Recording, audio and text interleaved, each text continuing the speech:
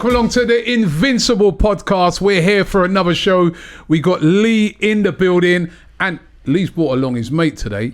Adrian is in the building, right? And I'll tell you, I got something to play later, right? Because Adrian used to play football with you. He ain't stitched you up. Why didn't I get this before? Well, do you know why he don't get before? Because what stage in the change room is supposed to stay in the change room? Yeah, that's very true. Very true. I'm very sorry. People, later on in this podcast, you're going to see Lee. I know we got the anger meter, which we'll be doing later on, but this one, the anger meter would blow up, right?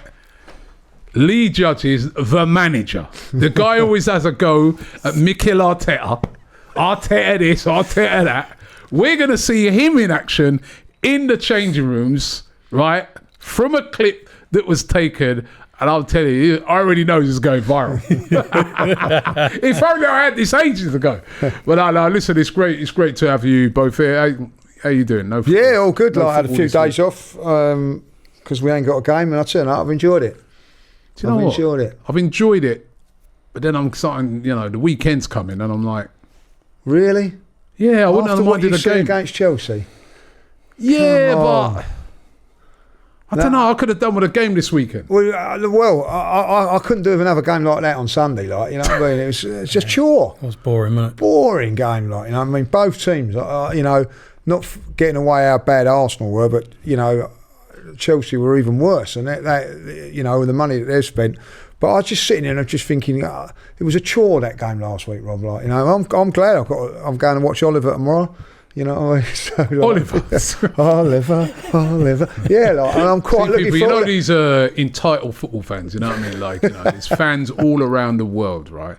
They would give anything to come to the Emirates to watch an Arsenal game, yeah? But Lee, it's boring. Listen to him talk. Arsenal, Chelsea, Oh no! Arsenal, Chelsea. Listen, it was boring. It was disappointing. It was boring. You know what? What you said in your interview was so true, right? Like, and I think I did an interview. I did a podcast during the week with John Obi Mikel, ex-Chelsea player, and even he said what you say. He goes, yeah. What Lee said. He was saying to me before we started filming, he goes, yeah, what? He goes, I saw that interview with Lee Judges, right? And he goes, what he said is true, man. He goes, what have they spent £1.5 billion on? Listen,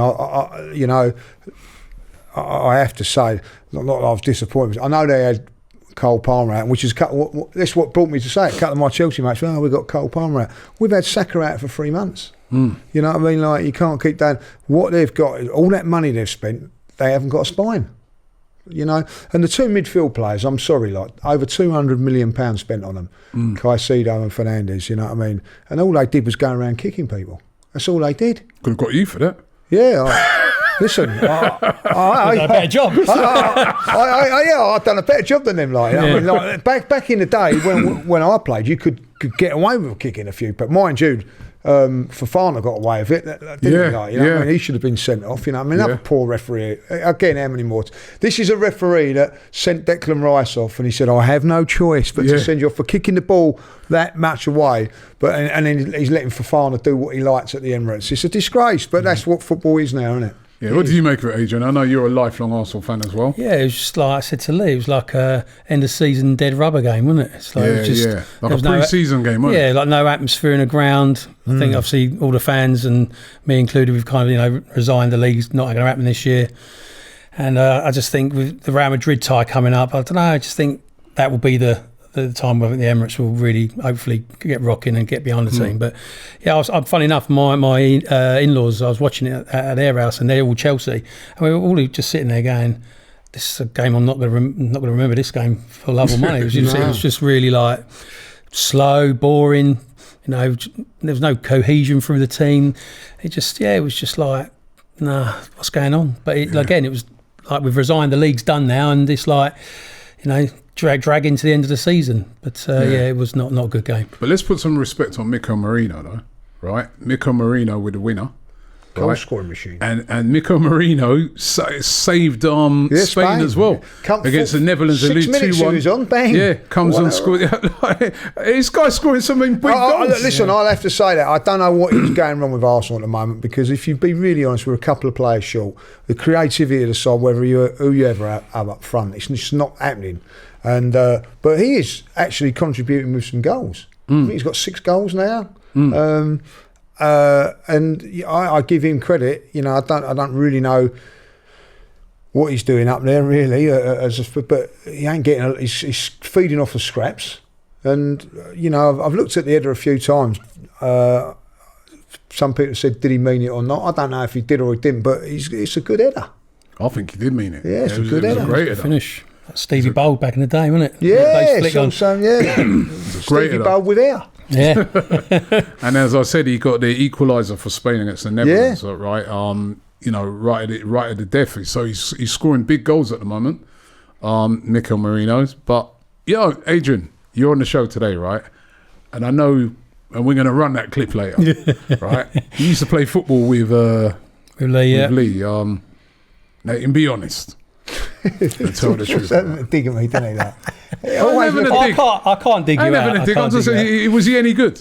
Yeah, he was good. No, I'll tell you what. You don't have to. No, I'm not. And I'm being serious. He was a general of the midfield, if that makes sense. He's a sort of midfielder that you hate to play against, but when he's in your team, you're like, yeah, we're going to go to war today. And what he did used to do, because you know he's quite angry now and then. We know that on the pitch. You'd see that on the pitch, but it would rally everyone up, and it would one big tackle from Lee, and a bit of a scream, the old vein popping out his neck, but it was a player that you want in your team. All right, so if you used to compare him to a player, someone playing in the Premier League now, who would you compare him to? What now? Declan What Rice. are you talking about Declan? He ain't got he didn't have his quality. I don't know. No. Stephen Gerrard. Well, I think there's no one in the Premier League that's like. If I'm going to compare him to a player, Vinnie Jones, like Roy Keane, that sort of player. Oh, I'll take that. Yeah, I'll take that, Adrian. End it. I'm talking about Roy Keane when he's an angry bugger. I was like, no, but so he's like an aggressive leader in the middle of the park.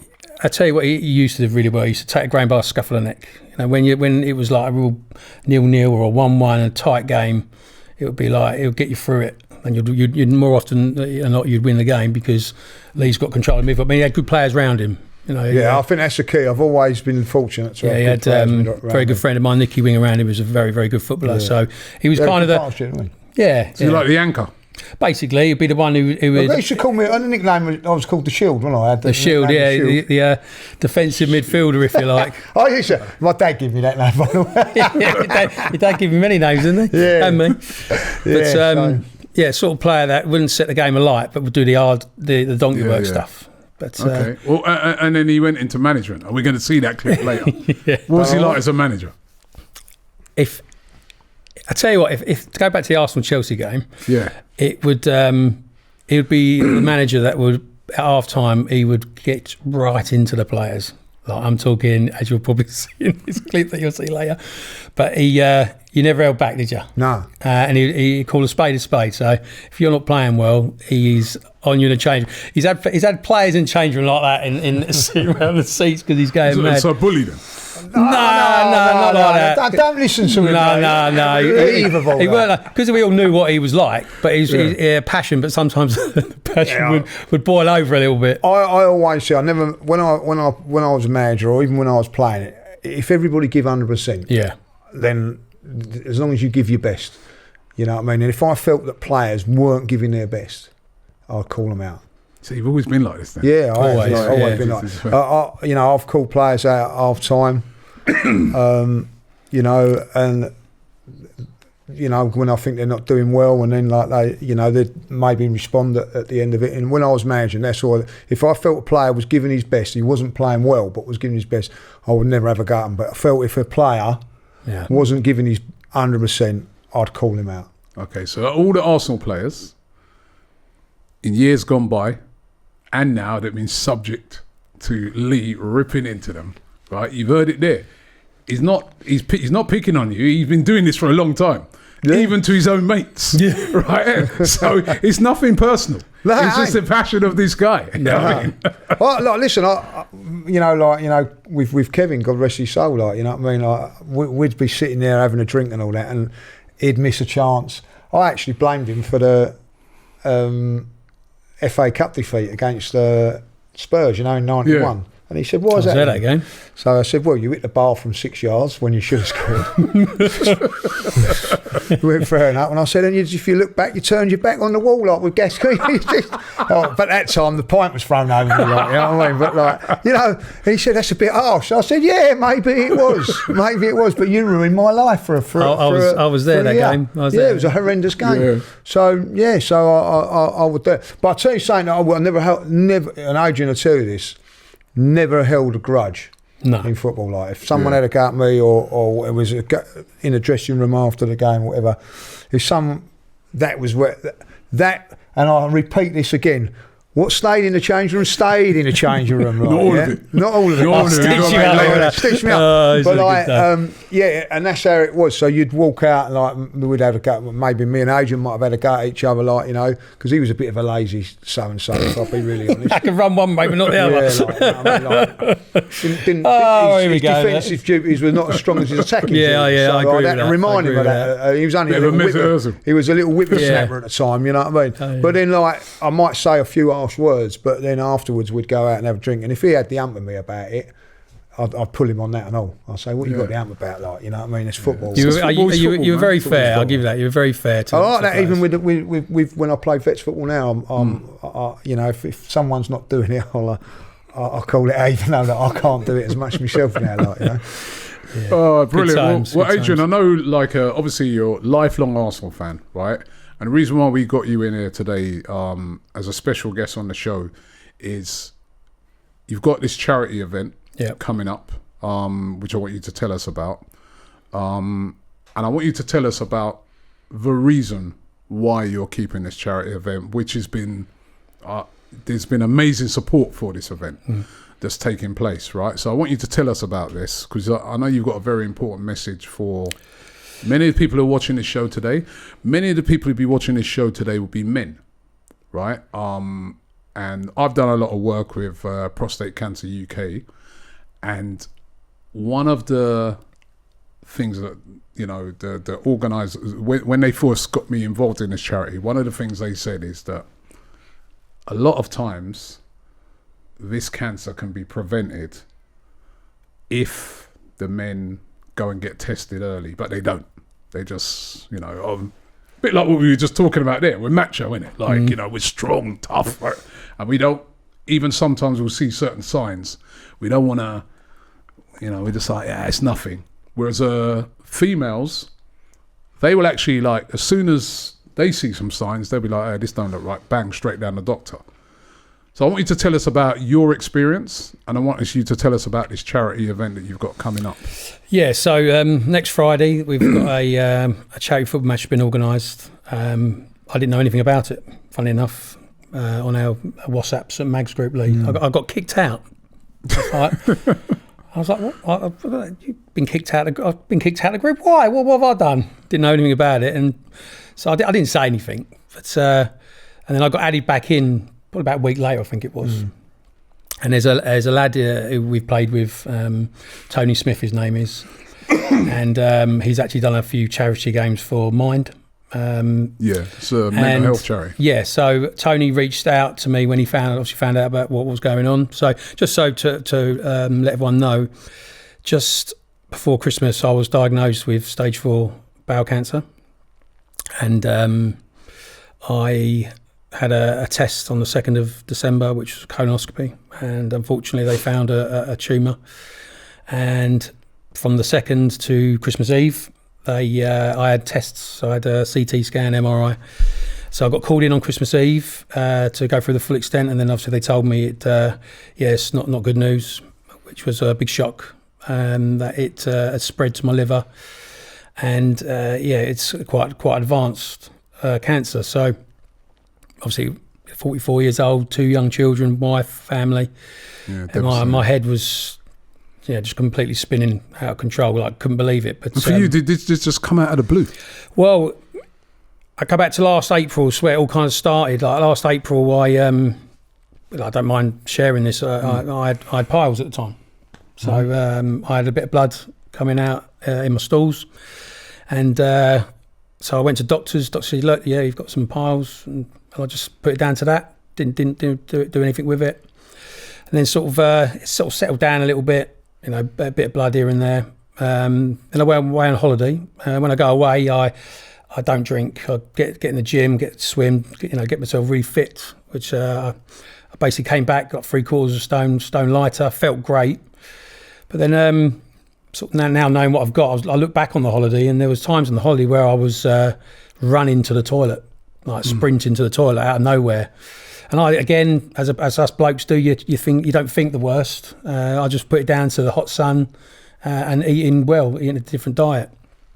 So I came back, felt great, and just playing five-a-side with my mates, and one of my mates having a go at me because I never used to run anyway, but I was running around the pitch and I couldn't breathe. I just felt really sort of lethargic, and I'm thinking, why am I feeling like this? I'm probably the fittest I've been in a long time because of what happened on holiday. And so then everything started slowing down. I was really struggling to go to the toilet, and when I was going, my stools were a completely different shape. There was like a red vein of blood in my stools, and I looked down and I think, nah, something's not right here. So that was when I finally went to the doctors and did a stool sample and a blood test. So it's an FIT test, and the doctor, she put me on a 2-week cancer pathway, which doesn't mean you have it, but you have to be checked out within 2 weeks. So that was when they did the test on the stools, found blood within the stools, and this test is microscopic. If you got the most smallest bit in there, you wouldn't even see it. They'll know it's there. My blood test came back, and unfortunately, my results were through the roof in my pancreas and my liver. So my pancreas was supposed to be between 0 and 35. It was at 650, which to me, when I was looking at it, I was thinking, well, I don't know what this means. So that's when I went back into the doctors, and she told me what was going on. She said, look, I'm going to send you for a colonoscopy. And that's when I went in on the 2nd, and then they found it straight away. And then on tests, and then on Christmas Eve, I got the dreaded phone call of, are you at home? And I was like, no. Can you go home? And I could tell in her voice that clearly something wasn't right. So Michelle, my wife, and I they were called into the hospital, and the nurse sat us down and said, look, it's not good news. And it had spread. So that was really difficult to take. So all over Christmas, I'm like, well, I need to see the consultant. And I didn't see the consultant until the 9th of January. So that wait between Christmas Eve and January was it was awful. And that's the hardest time. So I went to see the doctor, and then the oncologist, and I'm not going to lie, he basically just said to me, it's advanced and there's not really much we can do. So I just sort of leveled with him. I said, just don't, tell me straight what's going on. What have I got to do? And he said, look, we'll start you on chemo and a targeted treatment. So it's an immunotherapy and chemotherapy. But I don't think we'll be able to cure it. And he basically gave me some stats. I had all these questions to ask him. I didn't get to ask him one question. And he said, without treatment, 3 to 4 months. With treatment, statistically, it's 18 months to 2 years. So that was a very difficult conversation to listen to with my wife next to me. And my dad died 4 years ago, and he had cancer of an unknown primary, so they couldn't find it. And I just wish, all my hindsight, that I'd gone and had a test then, because he had tests all over, and it was clear all over, like down the throat and in the stomach and everything. But during COVID, and he got ill so quickly that he never had a camera up the other end, and I think they would have found it in there. Yeah. But that's where I'm at. But I've had 3 treatments now. I've had a couple of setbacks within the treatments. It is brutal, I won't lie, but being really positive about it now. I'm kind of over it. I'm over that shock of it all now, and all I want to do, and Lee would tell you, in the football circuit that you're in, everyone pulls together, and I can't thank people enough for what they're doing with the charity game, and people just rallying around you and the support that I've got. And so this charity game is basically everyone rallying around you. Yeah, it is. And you know, it's really hard because for me, it's quite difficult to take because, you know, I know it's the way for people to help me and give to me to try and do well. And, you know, there's a lot of money being raised and I find that quite difficult because, but I also know it's the way people are trying to help me. But so the way I'm now looking at it now is like, okay, this is great for me, but what can I do to help and support others who could possibly be going through the same sort of thing, and worrying about, oh, there's something wrong, but I'll go to doctors another time, you know. So the main focus for me for the charity game is to raise as much awareness as possible about cancer, about bowel cancer, and what you can do to try and prevent it from getting to the stage that I'm at. Because it's very, very curable, bowel cancer, if you catch it early, like with all cancers, really. Yeah. But unfortunately, with bowel cancer, you don't get no symptoms, and when you do get the symptoms, it's normally where it's too late. But is there no tests for it? I know they got these little kits, haven't they, that they send out. Yeah. Those can be a test for it. 50, that is, isn't it? You'll be over 50 for that. Yeah, so it's what about like fit test, don't blood tests or things like that pick it up earlier? Well, yeah. I mean, see, when I had my blood test and I went back for the results, I was like, what does this mean? Because on my NHS app, you can see it and you look at it and it says abnormally high, but underneath it says no further action required. So I was, you know, so thing is, in blood tests, it could be anything. Yeah. You know, a blood test won't pick up cancer, but it could be an indication. So the stool test is obviously important as well. So if that comes back, because you're not supposed to bleed from your stools. So what was happening? The tumour got so big in my lower rectum that stools were starting to push again. It blocked the alleyway, if you like, for when you go to the toilet. Yeah. And everything was changing shape and picking up probably blood from the tumour, and that's obviously when I better get in and have a checkup. But it's not to try and scare people about it, but 9 times out of 10 it's nothing. But it also could pick something else up. You might have something else that could be wrong. But so are you saying then that if like somebody's watching this, listening to this right now, and they did see something like you said, blood in the stools or something like that, you'd suggest get that checked out immediately? Well, I wouldn't suggest you just go. You have to go. And I made that mistake of, like probably most guys and ladies as well, like you kind of, you put it like to something else like I did. So I had piles at the time, so I just thought it was that.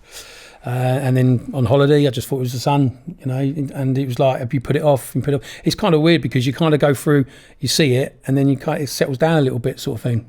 And then it happens again, and then it just got worse and worse for me. But the scariest thing for me was, if I'd have gone in April, it wouldn't have made a difference, because the doctor said to me, look, this probably been the best part of 7 to 10 years it's been in you. Wow. Just, it's not an aggressive cancer. It's like they say it's like a medium sort of cancer. Obviously, you can get different types, and you get really aggressive ones that can spread very quickly. Yeah. But because the where mine is, it's quite a large part of your bowel, so it's just been sitting there having a good old time, just growing and growing and growing until it got to the point where it's grown so much cells have leaked from the tumour and spread to the liver. So with bowel cancer, it normally goes to 1 or 2 places. It's the liver or the lungs. So when I obviously was told about the liver, which obviously you can't live without your liver, that was quite devastating news. So the thing is with Adrian, he's been so positive about it, and one of the biggest things for me is that when we done this football thing, it was only going to be like, just to get some money for Adrian, like, because obviously he's got 2 kids, 2 and 7, just to maybe get them to Disneyland or something because of whatever, like, and it's just that's what we wanted to do it for, to give them some for the family. But it's gone bigger than that, hasn't it? Like, yeah, it's I must have done something right. Obviously, my trade, I'm a teacher. I work with difficult children, so I try to help people as much as I can with my coaching as well outside of football. I coached his boy and helped Charlie out really well. And there's a great little story about my boy, 'cause like we'd known each other, and he was of a different team to my boy. And Adrian come up to me, like Charlie, I think was playing up front at the time, scored a few goals. And Adrian came up to me and said, "I want to take Charlie next year, but I'm going to make him into a midfield player. I'm going to make him one of the best." I said, "Adrian, he ain't a midfield player. Like, you know, you can do whatever you do. He's not a midfield player." He says, "Well, I want the opportunity to do it." Like, you know, he knew Charlie anyway, and he said, "Please let me take him." Like, so I did. And he become like, you know, went to West Ham, didn't he? Like, you know, and Southend, County Cup final. Yeah. All the teams wanting to sign him, like, and Adrian still and you said he wouldn't be a midfield player, like, you know what I mean? So, but that was and Adrian's always done that. It's all my biggest thing for Adrian is that he is a school teacher, but he's always gone above and beyond that. He's always helped out kids that are a little bit difficult and all that. Like Charlie had his problems when he was younger. Adrian took him to the side and helped him out. There's plenty of other stories with kids as well that he's done. And that is the one thing that I, you know, very, very proud of him to have done whatever. But when when I got this sort of thing, like, you know, I'd already lost Kevin at 54, now I've got Adrian at 44, like, you know, so I'm saying, look, you got to fight this. And he said, "Oh, I'm up for it," and it's so positive of what he wants to do and get things done. And the one thing I'll say to Adrian, like, straight away, the first thing he said to me, "I want you to get tested," you know, and he wants the likes of anybody. He just doesn't want to get people to go through what he's gone through, like, you know. And the biggest thing is, he said to the doctor, then I've got to say this. He says to the doctor, like, you know, don't beat around the bush. You know what I mean? Tell me straight. Tell me straight. So Michelle turned around and said, like, well, what are we going to tell our kids? You know what I mean? Go on, tell them what the doctor told you. Well, he just, because I've been sitting there, he's basically written me off. He just said, well, when Daddy goes, kids are very resilient, you know, they'll bounce back. And I was like, that's a bit harsh. I had my hands in the air like that because he just told me this news, and I popped my head up and I just looked at him and I thought, and I can't believe you just said that. And I was like, I didn't really like. Oh, you said, don't beat around the bush, but so he was right. You know what I mean? You know what I mean? Oh, but like, you know, that's the heartbreaking thing. You know, like, obviously I've known Adi, like, for a very, very long time, but he's got two lovely kids as well. Like, you know what I mean? And so, for us to be able to do something for him and his kids is a big thing, like, you know. But from Adrian's point of view, that's great. He's glad about that, but he also wants to get that message out there. Yeah, that's just the mark of the man, that he just wants to do that. And when he said about coming on, that's all he wanted to do. Weren't worried about the game, was you? Like, you just wanted to give everybody. Now, what's been happening behind the scenes? All my friends, they've been brilliant. My family, my wife, you know. It's a bit hard on her, and she's been my rock, really. It's been a difficult period, but like the period between finding out and starting treatment is the most difficult bit. So once I knew where I was at with everything, it was kind of like, okay, I'm over it now. What can I do to help others? Because I wouldn't want anyone to go through that. And obviously all my friends, my mate, all my close friends, all similar age. And like I said to you before we came on, Robbie, the scary thing about it all is when I walked into the Macmillan Cancer Unit in Stevenage, which was I was like, I can't believe I'm walking through this door. And you walk into the reception area and it's packed. You know, there's just so many people in there, and that was mind blowing for me. I sat down and then I got called through to my first treatment, and what the nurses, it's all done by nurses, and they're phenomenal. You know, what they do on the NHS, I know it's got a bad name, but I can't fault them for the care that I've had. But, you know, you sit down in these booths, like you've got 4 chairs one way, 4 chairs the other, and people sitting down in these chairs, and that was really tough for me to take, actually. 5 hours as well, you have to do it for. Yeah, so I sat down, 5 hours for treatments. I've got 2 immunotherapies going inside me, plus chemotherapy, to hopefully get me to a point where I will have more options. But what's so scary is it's like a revolving door. Like you sit down, you know your treatment's coming out of a bag, and I've got a PICC line in my arm here, which it goes into. But like the nurses come along, they unhook you when the treatment's done, and you know say goodbye, look after yourself, and then the next one's in. Yeah, it's like, and it's such a sort of scary world to be in when you don't know anything about it because you're not in it. Yeah. So the inner circle of it is rife. And what's scary is that you get this fit test sent to you at the age of 50. I'm sitting next to people who are younger than me with cancer, and it's getting worse in the age groups of 30 to 40. And you know, if it is the fact that I've had it for so long, you know, I was 33 when it was started to go to work on my body. So. Yeah, I mean, my sole reason for coming on here, I mean, I love it at Arsenal. I go on Lee's shows and we talk about the club. And I love the club, but obviously knowing Lee very well, and he said, look, come on, and if you want to send a message out, and I thought, what a bigger platform to do that. Yeah, it's fantastic. It's fantastic that you're able to come on, excuse me, and send that message. No, thank you. I really appreciate it. I think people who are watching this are going to really appreciate it, and let's hope, you know. Well, it's 1 in 2, Robbie.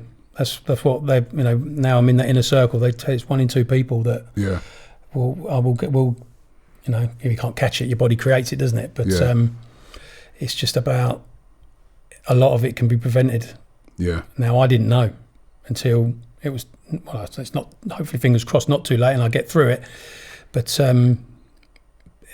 bowel cancer, they call it the silent killer, don't they? Where you know nothing and you have no symptoms until it's got worse. Yeah. So, and sorry, on the game. So can you give us details of the game in case people want to come down or they want to donate or? Tony and a lot of people I need to thank, but it's all in the programme notes. But as Tony's done a fantastic job setting this all up. So it's at St Margaret's Football Club in Stansted Abbots in Hertfordshire. It's a 6:30 kickoff. So what's the date? Sorry, it's next Friday, so the 28th of March. Okay. So next Friday. You can come down early, 5 o'clock, because Ware Football Club is where my boy plays for, and I coach his team. They've set up a penalty competition, so if any kids want to come down, they can go in the penalty competition, and then the main game kicks off at 6:30. And it's all my friends from Lee's coaching days, where I used to play and coach with all the lads, so on the football circuit. And the other team, Boccasini's, is my vets team that I play for.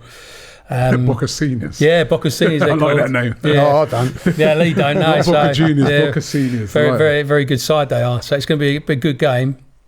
And got a lot of ex-Bury players. One of my best friend, Richie Howard, he used to play at the Bury with Lee. Nicky Winger as well, all good friends of mine. They're all playing. And I'm not, unfortunately, because I have treatment on the Wednesday. I'd love to play, but obviously I can't with what's going on. But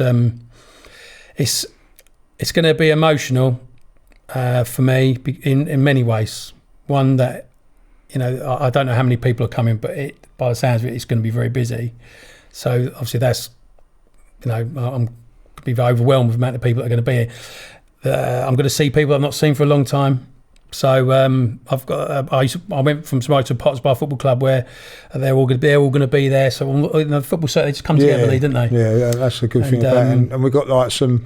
Got to say, like, and some magnificent prizes as well. Like, you know what I mean, so Declan Rice signed shirt. Declan's put something in there. Yeah, I'm quite lucky. My cousin Matthew, he's actually dating Declan Rice's cousin, and Zoe Ward, her name is, and her main job actually, she works within the corporate of the Premier League, so she goes around all the clubs. And when Matt told her, she's bent over backwards to get prizes in for an auction.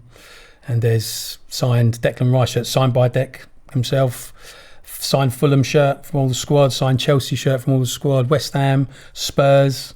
They've got a signed Postecoglou shirt. I don't know how we're going to get rid of that one, Rob. I don't know how we're going to signed do that. Shirt. There is a lot of Spurs fans around that era. Right, yeah, but I don't know if I don't think like. He's a very much. Oh, you don't think they're going to want it either? No, I don't think they are. Like, well, Lee, he's doing the auction for us. I'm doing the auction, like, so Tony's bought him. Little hammer for the auction. Judge. So what are you going to do with the Postecoglou shirt? Well, I'm gonna try and see if anybody will take that for a 10p. I've also got Michelle to bid for the Declan Rice shirt. So when it comes up, they go £10. Yeah, we're sold. Bosh. So that's getting sold straight away. You know what I mean? So we'll do that. But yeah, so it's sort of like, but it's unbelievable. Like, you know, fantastic cause. It's great when the football community, Rob, is something special. Yeah, I think, like, you know, even like, you know, it's not just when we're doing it. Even when like something happens with a fan or something, we've been to games when someone's passed away and not everybody claps and everything like that. The football community, when it gets together, we can be rivals in so many ways, but you can do something and everybody comes together is fantastic. Yeah, it's amazing, the support. It upsets me.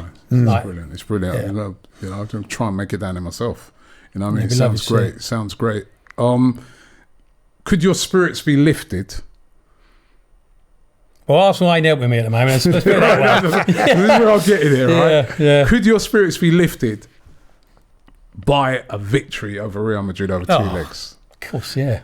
I mean, could it happen? Well, why not? But we don't score goals, so I'm like, you know, look, anything can happen in the Champions League. We've done it before, but the difference is we had a world-class striker at the time, and we haven't got that. Is it we do it with our defence this time, though? Well, I've always said it. You might have seen my shows with Lee, and I might get kind of boring saying it. Defenders win your leagues, or attackers win your games, defenders win your leagues. Our defence will win any league. Can win your cup competitions as well. Of course it can. At the end of the day, you don't let goals in, you don't lose football matches. And we've got a defence that doesn't do that. But unfortunately, the defenders need help without the other end to take the pressure off them. And Mikel Merino.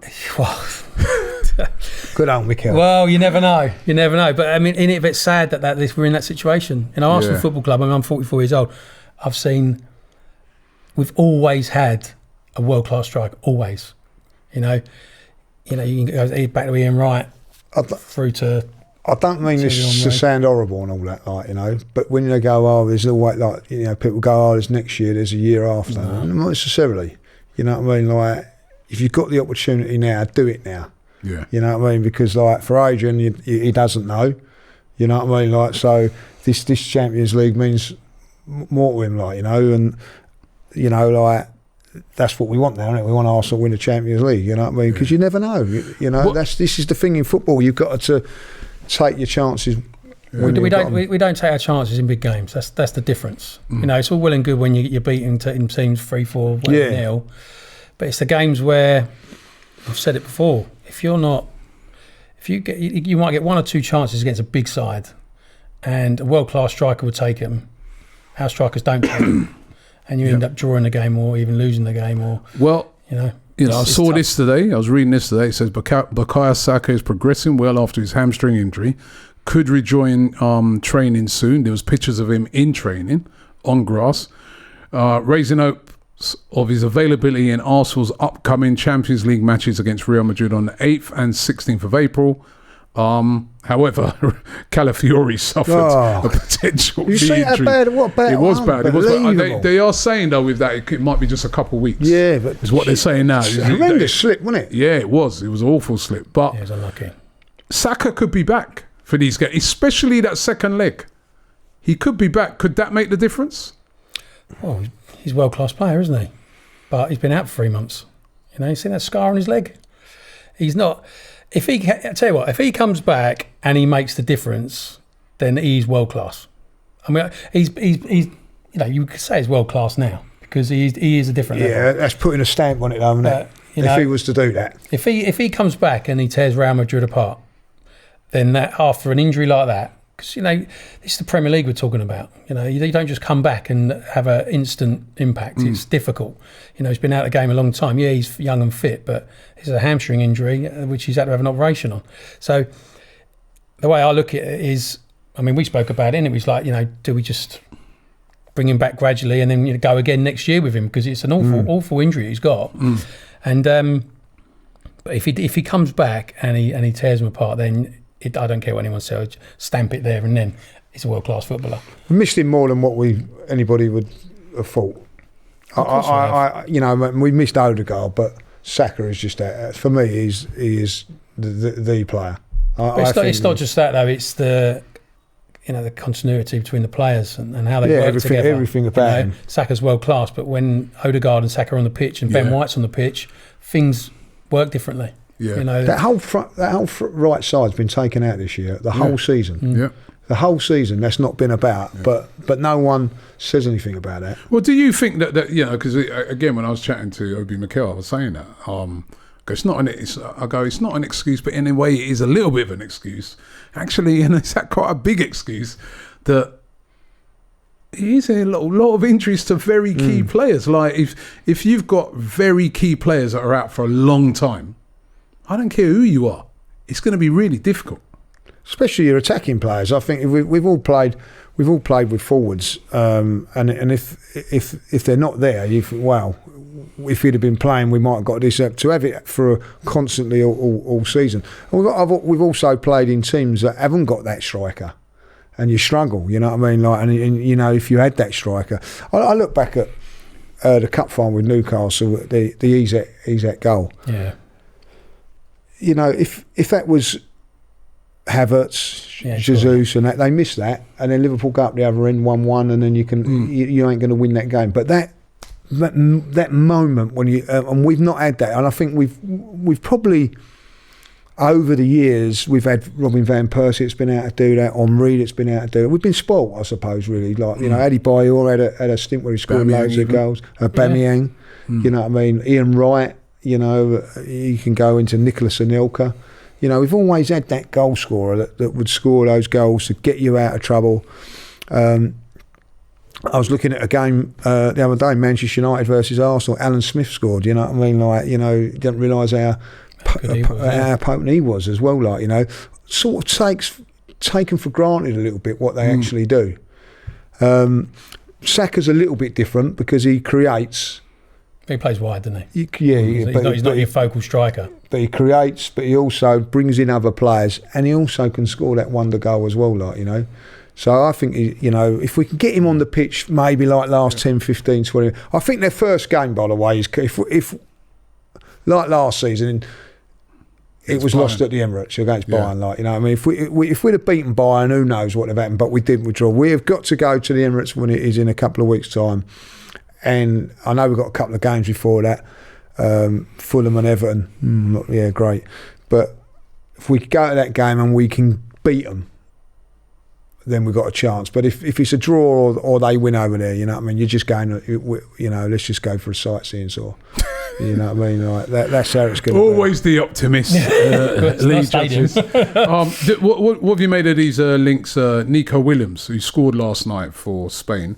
What do you make of it? They reckon Arsenal lead in the race to sign him, especially now that they're bringing in this sport. They've led a lot of races, haven't they? Robbie, Yeah, which ain't winning.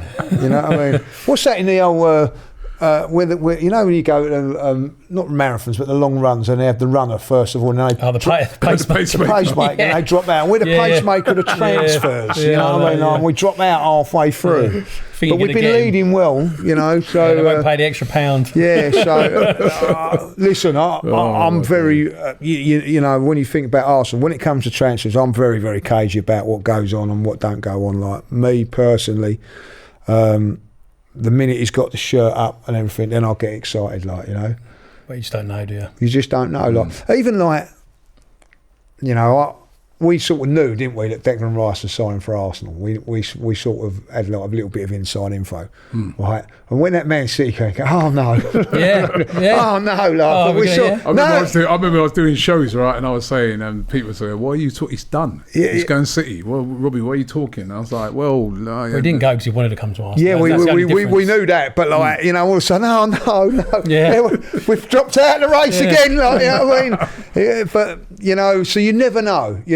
But I think the whole forward line, in my opinion, has got to be revamped. Yeah, it needs a refresh. Who do you like as a striker then, Adrian? Oh, Isak.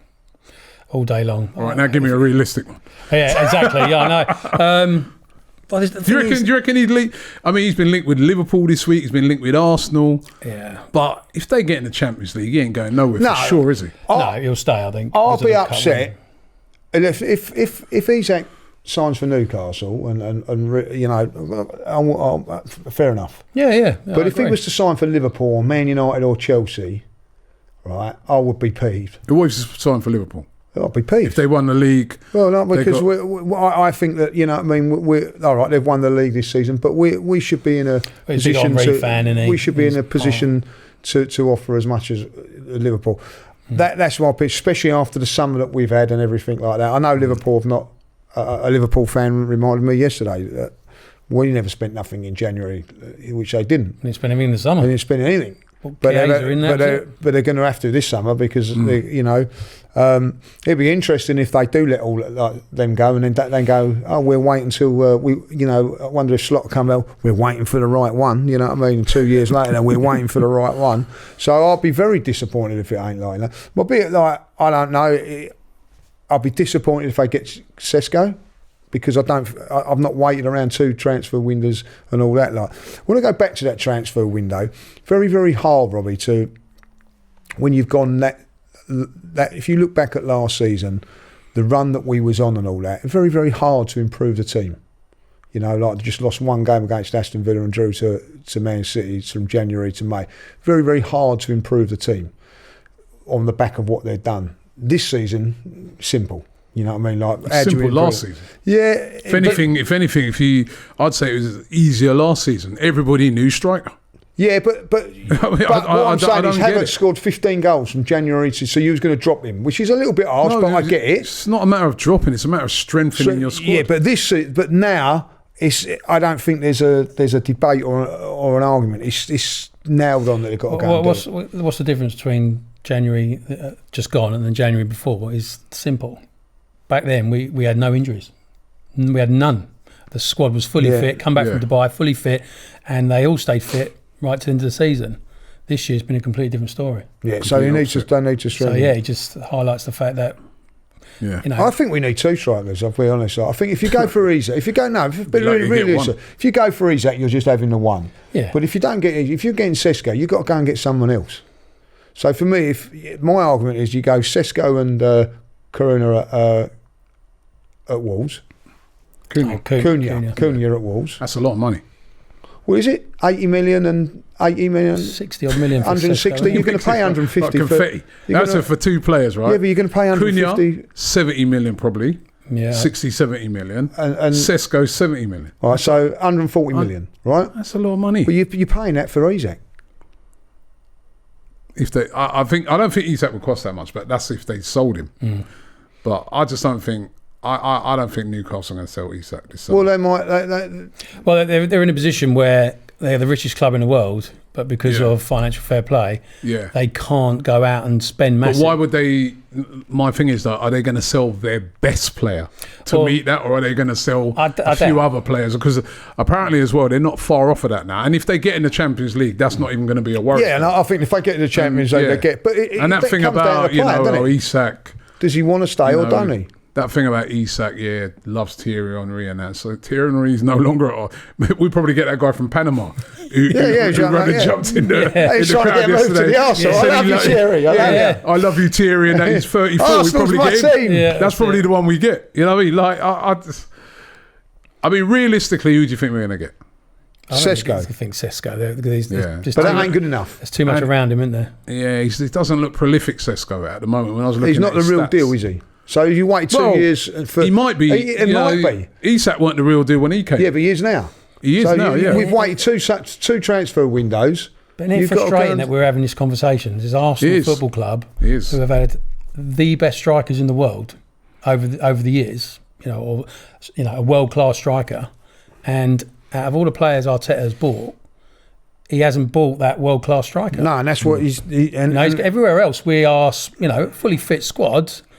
We're winning the Premier League with a world-class striker. And I know everyone goes on about January and it was criminal that we didn't go out and get one. But what it's done now is put more pressure on our owners. The biggest, we always say it's the biggest transfer window for Arsenal Football Club. But this one coming up will tell you where our owners are at. Yeah, I was thinking about it the other night, right? And I was like, how are we supposed to go out there and get that real top striker in January? Or even like someone... good, like could when we didn't even have a sporting director. Why have we waited? That's been a big loss.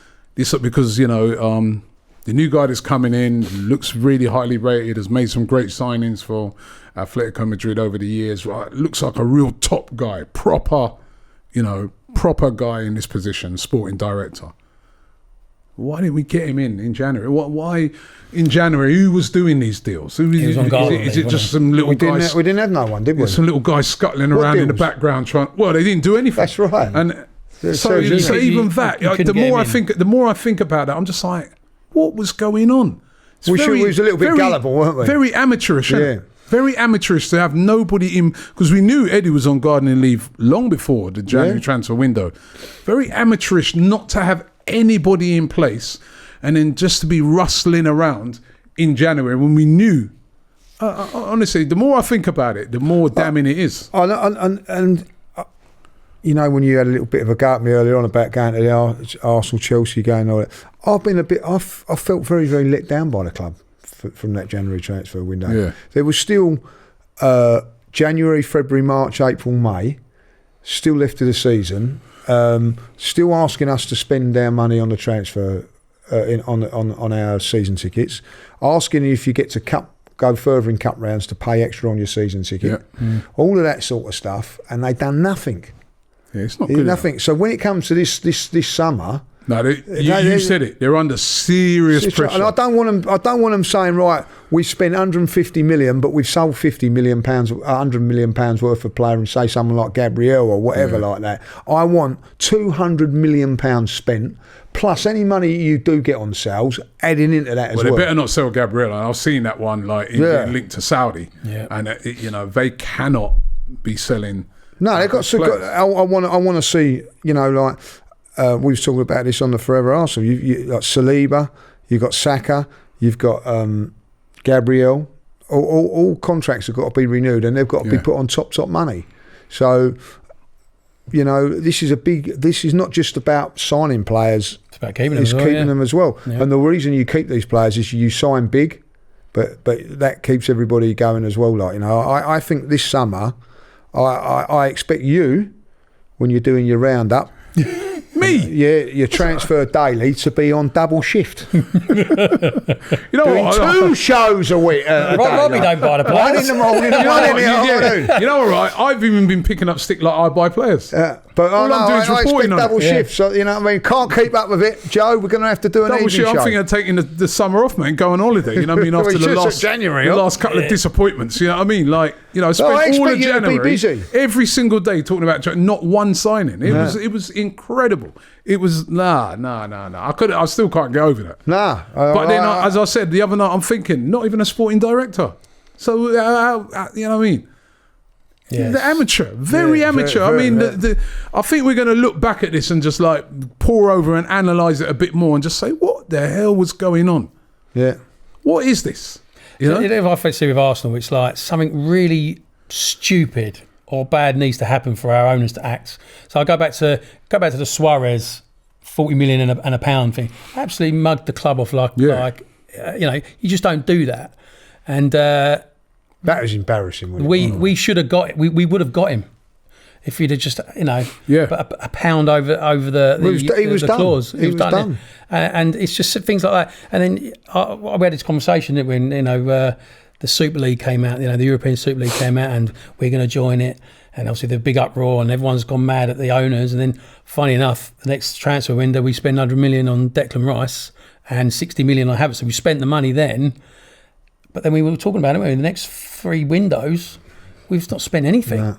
Yeah. So when you work out 160 million over four windows plus what we brought in the summer, it actually isn't a lot of money. No. Over that time period, and by not the way I hope to look at this is that we haven't spent in January. There's been uproar with everybody about it because you talk to anyone, any fan, Arsenal needs a striker. A world-class striker.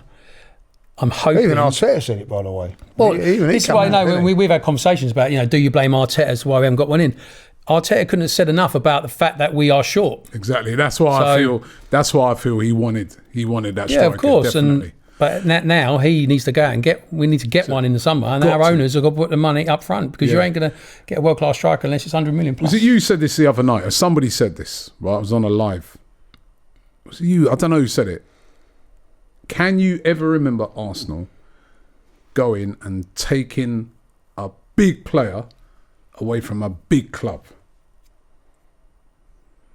So like, good question. Yeah, No. not Declan Rice, because Declan No. Rice was at West Ham, and we know it was expensive, world record signing and that.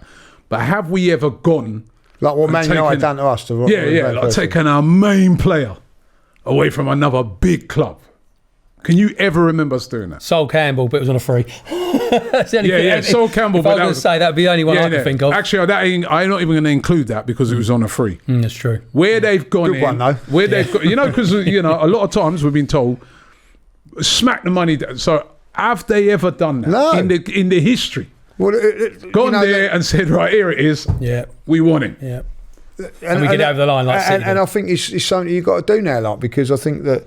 But have they ever done it? No. So what makes you think they're going to do? And that's what makes you think they've got to go to Newcastle and say, like, we But history tells us we won't. no. History tells that, you've got to give them an offer that they can't refuse. Now, it has happened. But we've to us never in the done it. past. No. But we're still fishing in that second pond, aren't we, with Sesko and that sort of striker where. Why should we be fishing We in shouldn't that be now, pond? no. Should be We fishing shouldn't. in that pond no more. No, no, We're in the Champions League. We've had 20 years at the Emirates. We should be now. Yeah. We should be getting our fishing rods and tackle. Arsenal should and be going able to somewhere go else. to, let's say, Inter Milan and say, we want Lautaro Martinez. We want him. Goal scoring record. Brilliant. International player. Experience. He could do a job for us. Here's 100 million. Come. We never do that. No. We should do it to Newcastle. But we ain't gonna. No. I just don't. I mean, there's also got no. When I hear the rumours about, Isak, I just don't see it because we just ain't never done it. I don't either. We just ain't never done it. And I'm gonna be interested to see what this new sporting directors, But then We couldn't even do it for Wolves. If we, you know what I mean, like if we really wanted him. Look at Watkins. I mean, yeah, Watkins is another one. it's Like. ridiculous. I don't think Arteta really wanted Watkins. It's my opinion because I think They were quite big for him. no, but I think he did. I think he wanted Watkins. I think that the board guys didn't want to spend the money. They were like, I'm not so sure. I think he wanted him. I think he wanted. Does he come next summer then? No. So why does he really? Because he needed him. Because that's what he identified as what he needed now. Right, okay. Right. So Age to as me, well, he isn't it? looked on that and said, Watkins is available because the whole situation with Duran was going to be the one staying. Watkins was people had put it out there that they're willing to go.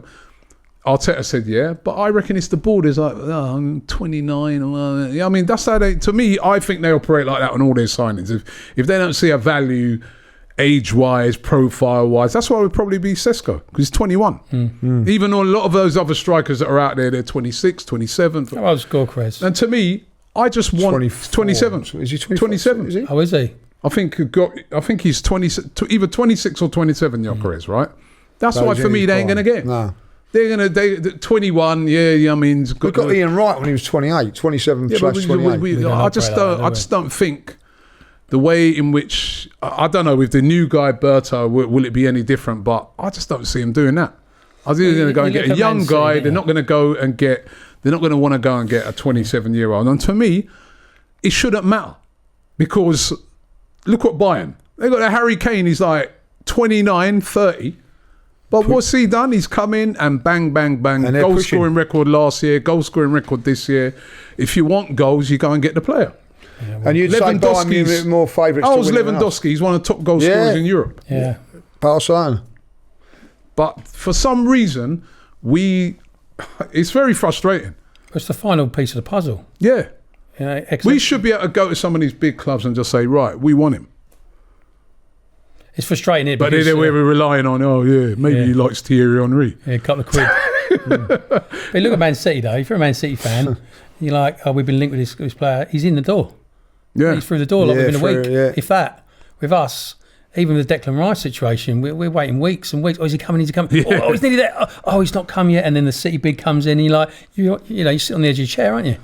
And it's just frustrating. I mean, I watch all your shows, and we all feel the same. It's just we're Arsenal Football Club. Give them the money, get the player through the door. It don't happen. Yeah. Listen, it's time to check out two things. First of all, we've got to check out the Lee Judge's anger meter, right? Yeah. Where was it at this week? Have we got it to run? It's fair, but you can't be prattling around with it like that. No, You can't be doing get that. away with it. You don't get away with that in normal circumstances. Oh, look at that. Lord, oh my Lord. Man, how lucky is that? That's gone right Oh, what are you playing at?